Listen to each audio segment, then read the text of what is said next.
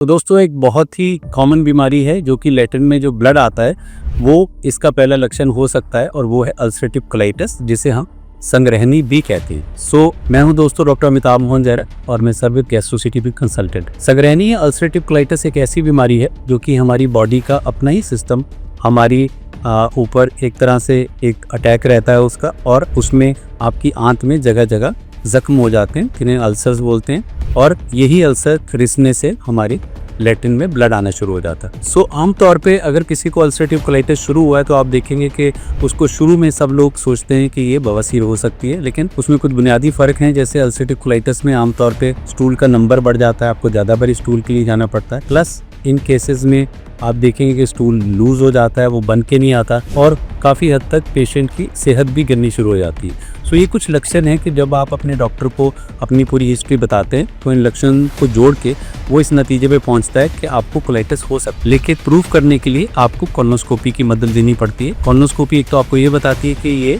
Colitis हो सकता है, फिर सैंपल लेके हम उसको कंफर्म करते हैं। सेकंड, ये भी बताती है कि कितने हिस्से में कोलाइटिस।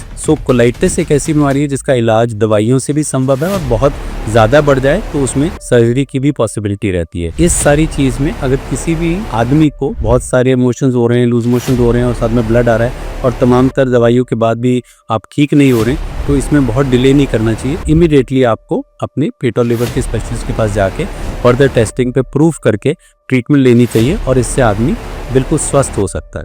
Thank you.